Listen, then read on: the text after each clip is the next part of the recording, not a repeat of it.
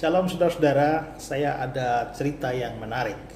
Satu hari setelah saya selesai melakukan siaran rohani di radio RRI Kupang, waktu saya menuju tempat parkir, tahu-tahu ada satu orang menunggu saya di sana.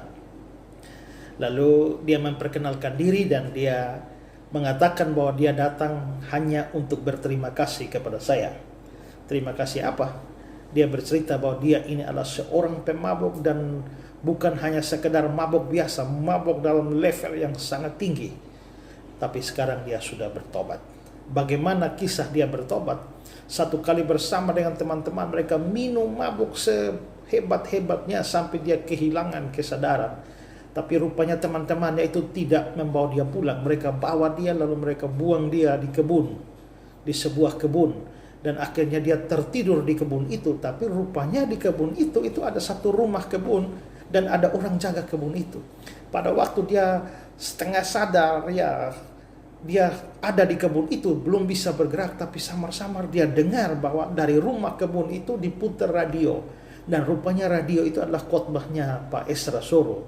Dan akhirnya walaupun dalam keadaan setengah mabuk, tapi dia bisa mendengar. Menurut dia bisa mendengar. Dan di dalam khotbah itu saya menyerukan kepada orang berdosa untuk bertobat. Hai pencuri bertobatlah, hai pendusta bertobatlah, hai pemabuk bertobatlah.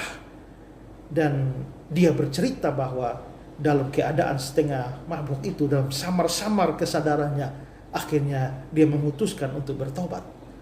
Dan setelah itu dia mengatakan bahwa akhirnya sekarang dia bertobat. Jadi saya bertanya, apakah kamu memang betul-betul bertobat atau bertobat dalam keadaan mabuk kamu tidak sadari? Dia bilang, saya juga sempat berpikir begitu Pak, tapi ini peristiwa sudah 1 tahun. Dan sejak dari peristiwa di kebun itu sampai hari ini saya tidak lagi pernah minum-minum. Jadi saya yakin bahwa itu pertobatan yang sungguh-sungguh. Saya lalu meneguhkan dia dengan memberitakan Injil, menerima Yesus sebagai juru selamat dan Tuhan.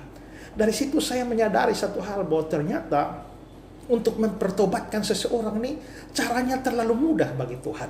Tuhan bisa pakai apa saja dan cara bagaimana saja untuk mempertobatkan orang. Itu sesuatu yang luar biasa. Karena itu, kalau ada orang yang saat ini kamu doakan supaya dia bertobat, terima Yesus, tapi belum juga, jangan putus asa. Terus berdoa. Karena kalau Tuhan kehendaki, Tuhan punya cara tersendiri, bahkan cara yang ajaib untuk mempertobatkan mereka. Jangan putus asa mendoakan orang-orang yang belum percaya, supaya mereka percaya dan bertobat dan terima Yesus sebagai juru selamatnya. Tuhan berkati saudara.